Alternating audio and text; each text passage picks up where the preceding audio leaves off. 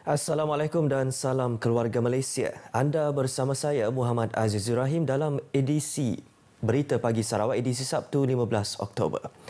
Program Lan Berambih Anak Sarawak berjaya mencapai objektif iaitu membantu meringankan beban yang ditanggung anak Sarawak terutamanya dalam kalangan pelajar.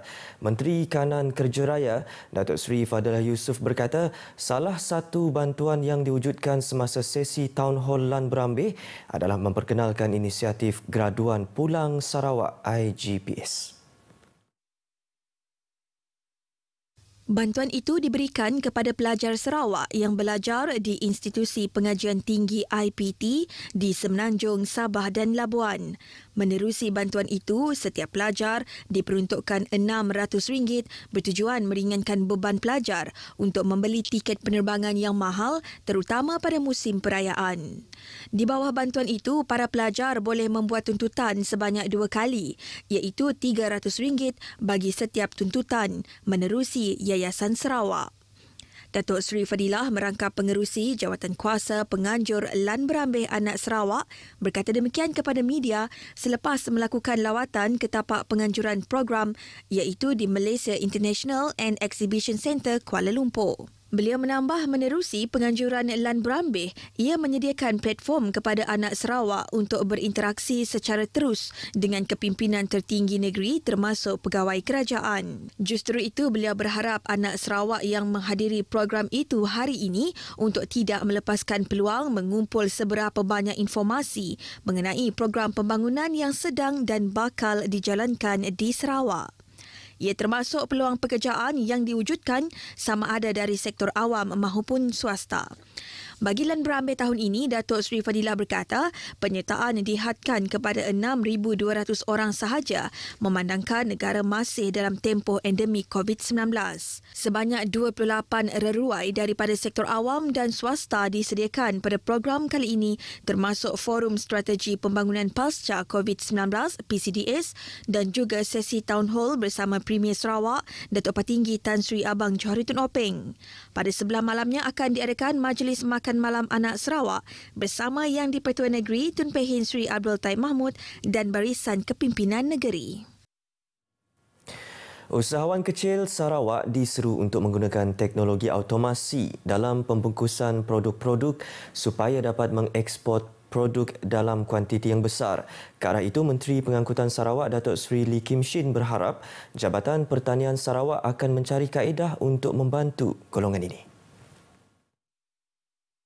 Ujar Datuk Seri Lee, ia termasuk mempertingkatkan pemprosesan bahan-bahan mentah agar ia tahan lama dan boleh dieksport selain pembungkusannya mempunyai standard yang boleh bersaing dengan produk-produk dari luar negeri. Beliau berkata demikian ketika melancarkan Karnival Usahawan Agro Makanan di Miri. Katanya karnival seperti ini bermanfaat kepada usahawan kecil kerana memberi ruang dan peluang untuk memperkenalkan produk masing-masing ke pasaran selain mencari padanan perniagaan dengan penggiat industri yang lain. Pada masa sama, beliau menyeru rakyat untuk memberi sokongan penuh supaya membeli produk-produk keluaran Sarawak selaras dengan hasrat kerajaan negeri untuk menjadikan Sarawak sebagai pengekspor produk agro ke luar negara. Sebanyak 27 gerai jualan menyertai Karnival 3 hari itu yang terdiri daripada 24 usahawan daripada bahagian agro makanan dan 3 gerai daripada Pertubuhan Peladang Kawasan Kuching. Pusat Khidmat Dewan Undangan Negeri Dun Dudung telah menyerahkan 2,000 buah kerusi bagi kegunaan Sekolah Kebangsaan SK Sibujaya. Pembantu khas kepada Datuk Seri Tiong King Sing, Johnny Ling memaklumkan dana berjumlah RM200,000 bagi Persatuan Ibu Bapa dan Guru PIBG SK Sibujaya kini dalam proses. Dana tersebut bagi membaik pulih pendawaian elektrik tandas selain membina laluan berbumbung pembangunan prasekolah SK Sibujaya. Pihak pentadbir sekolah dan PIBG SK Sibujaya menyatakan terima kasih atas sumbangan tersebut yang akan digunakan murid-murid dan juga kaki tangan sekolah. Sebagai wakil rakyat di Dun Dudung, Datuk Seri Tiong komited membantu pelbagai pihak, terutama pembangunan penduduk di kawasan itu. Manakala permohonan pihak sekolah yang selebihnya akan dipertimbangkan dalam senarai permohonan projek pada tahun 2023. Kestabilan sebuah kerajaan perlu dalam membentuk sebuah negara yang maju, seterusnya melonjakkan semula sosioekonomi dan kesinambungan pembangunan sedia ada.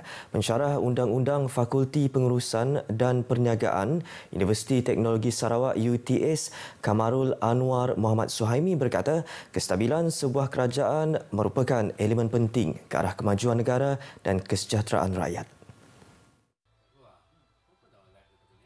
Perlulah sebuah negara seperti Malaysia ini, kita memang harapkan, kita memang perlukan satu ataupun sebuah kerajaan yang mantap, yang stabil, yang mampu melaksanakan tanggungjawab untuk memerintah.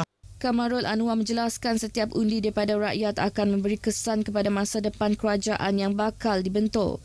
Percayalah, setiap undian akan ada kesan kepada negara, akan memberi kesan yang besar kepada politik tanah air dan undian anda akan mengubah masa depan Malaysia. Beliau berkata demikian kepada pemberita selepas menjadi tetamu dalam rancangan khas Bual PRU Sibu FM di Sibu. Rancangan khas itu diterbitkan bagi memberi perkongsian kepada pendengar-pendengar Sibu FM mengenai perjalanan sebuah negara demokrasi dan undang-undang pilihan raya di Malaysia. Pertandingan Lumba Kerbau antara acara yang dinanti-nantikan masyarakat di daerah Limbang dalam penganjuran Pesta Berdudun dan Lumba Kerbau yang berlangsung selama 3 hari sejak semalam. Ketua Kampung Meritam Mahmud Gambal memaklumkan program Anjuran Persatuan Melayu Limbang PML tersebut memilih Kampung Meritam sebagai lokasi penganjuran pesta tersebut. Terima kasih kepada Persatuan Melayu Limbang yang mana memilih Meritam sebagai pusat penganjuran Pesta Berdudun Lumba Kerbau, yang mana aktiviti utama ialah kemuncaknya Lumba Kerbau. Dan selain daripada itu ada juga banyak-banyak aktiviti pertandingan sukan seperti petong, dashboard, bergasing, kuit dan gerai-gerai jualan. Ujar Mahmud, antara aktiviti yang turut diadakan adalah pertandingan sulap bisai, pertandingan menjalin kelupis dan konsert badudun. Beliau ditemui pemberita di tapak pelaksanaan program Pesta Badudun dan Lumba Kerbau di Kampung Meritam Limbang. Mahmud berharap pelaksanaan program ini meningkatkan ekonomi penduduk setempat dan aktiviti pelancongan di kawasan tersebut. Jabatan Teknologi Maklumat dan Komunikasi Politeknik Kuching telah mengadakan program Tanggungjawab Sosial Korporat CSR di Kampung Sibu Laut Kuching pada Selasa lepas. Politeknik Kuching Sarawak menerusi satu kenyataan media memaklumkan program tersebut bagi meningkatkan semangat kesukarelawanan dalam kalangan pelajar dan pendidik dan pelajar. Program CSR itu juga adalah bagi pemasangan solar panel untuk tujuan promosi pelancongan Kampung Sibu Laut di JT Kampung Sibu Laut dan JT nombor 2 Sekolah Kebangsaan Sibu Laut. Selain itu, beberapa aktiviti turut diadakan iaitu pembangunan laman web dan video Kampung Sibu Laut bagi tujuan promosi pelancongan dan pemasangan papan tanda Kampung Sibu Laut di JT Kampung.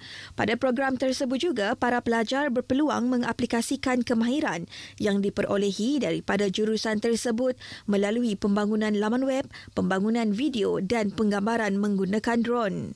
Ia juga memberi pendedahan kepada para pelajar berkaitan kepimpinan semasa melaksanakan program.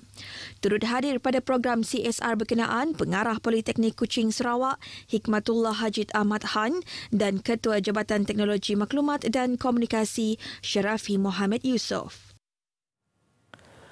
Pertubuhan Kegiatan Kebajikan Sekolah-Sekolah PEKDIS Cawangan Sarawak mengadakan program ziarah mahabbah ke Long Busang Belaga selama 4 hari bermula Ahad lepas. Menurut penyelaras program tersebut, Ustaz Kazman Nordin, seramai 300 orang penduduk Long Busang termasuk murid dan guru Sekolah Kebangsaan Long Busang menyertai program berkenaan. Katanya pelbagai aktiviti telah dijalankan bersama masyarakat di Long Busang, antaranya ceramah, forum dan penjurian pertandingan Maulidur Rasul 1444 Hijrah serta penyampaian peralatan keperluan pembelajaran tambahan kepada panitia subjek pendidikan Islam di sekolah berkenaan. Tambahnya lagi, pihaknya turut menyampaikan sumbangan untuk kegunaan masjid dan komuniti Islam di kawasan itu. Program itu turut diketuai pengerusi PEKDIS Cawangan Sarawak, Hossein Marib serta 3 orang pegawai daripada PEKDIS Cawangan Sarawak. Menteri Belia, Sukan dan Pembangunan Usahawan Datuk Seri Abdul Karim mengingatkan Persatuan Sukan di Sarawak supaya bersikap profesional dan jujur dalam pengurusan persatuan. Ini terutama daripada aspek kewangan dan pengurusan ahli atau pemain. Beliau merujuk kepada laporan berita baru-baru ini berkenaan Sarawak United FC gagal meraih lesen kebangsaan bagi menyertai saingan Liga Malaysia musim depan selepas tidak memenuhi kriteria ditetapkan First Instance Body FIB Pelesenan Kelab Persatuan Bola Sepak Malaysia. Sarawak United FC dilaporkan gagal memenuhi hampir 8 keperluan untuk mendapatkan kelulusan. Antaranya gagal memenuhi kriteria kewangan dan gagal menyelesaikan tunggakan gaji 2 pemain importnya. Walau bagaimanapun, pasukan itu diberi peluang untuk membuat rayuan sehingga Rabu depan. Datuk Seri Abdul Karim turut menasihatkan Persatuan Bola Sepak supaya lebih munasabah dalam rancangan pembelian pemain khususnya melibatkan pemain import kerana ia akan memberi implikasi kewangan yang besar. Katanya bayaran gaji pemain import yang tinggi boleh menyumbang masalah kepada aspek kewangan persatuan sekiranya ia tertunggak atau gagal dilunaskan.